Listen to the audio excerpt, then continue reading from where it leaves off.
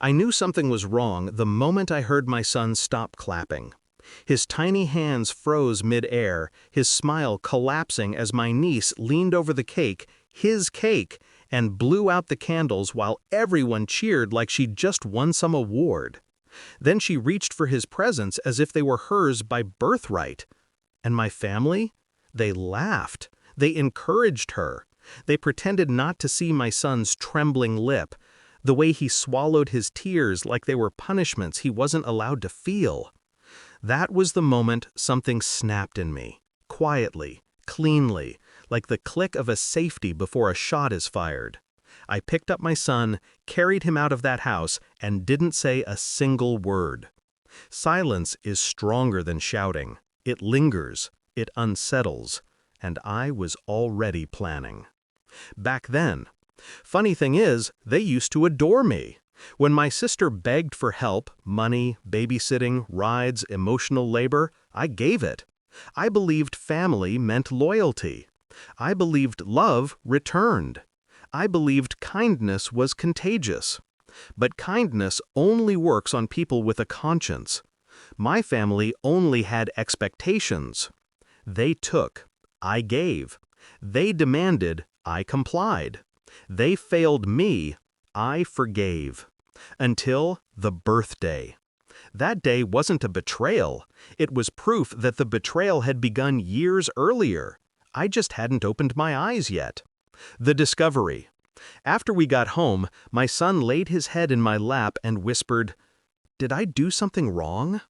That was my real breaking point. Not the candles, not the gifts, not the fake cheers. It was the idea that my child thought disrespect was his fault.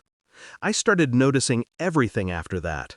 The missing items from my house that somehow ended up at my sister's. The money I lent that was forgotten. The bills I covered that no one acknowledged.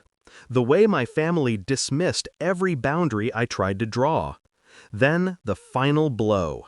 A message from my sister telling the group chat that my son was spoiled and that she was raising her daughter to be a leader, not sensitive like him. They mocked my son, a 5-year-old. I didn't react, not outwardly, but inside, a new version of me opened her eyes for the first time. Shift in mindset. Revenge isn't fire, it's precision. So I started collecting. Screenshots, receipts, bank transfers, photos of the items they borrowed but never returned. The messages where they bragged about using my credit for utilities just this once. Details, dates, patterns. Every kindness they exploited became documented truth. Then I researched. Consumer protection laws, fraudulent use of financial information, small claims court limits, strategies, stories, consequences. Not to destroy them, no, just to give them exactly what they deserved, without a single extra ounce of cruelty. Justice, not malice. The plan in motion. I started with silence. It drove them insane.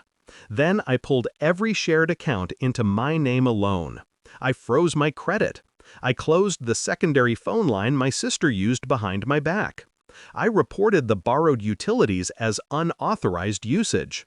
The companies investigated quickly when they saw the documentation. Next came the receipts. Every item they refused to return, I filed police reports for stolen property. Not dramatic, just factual, just the truth. Then the group chat screenshots went to the family's golden aunt, the one they always tried to impress. I didn't add commentary. I didn't need to. Truth speaks perfectly well on its own. But the real masterpiece was filing in small claims court.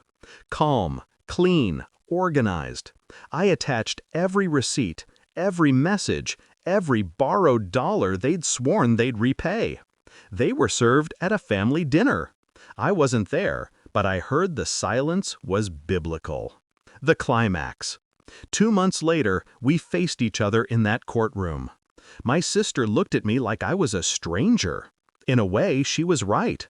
The version of me she used to manipulate no longer existed.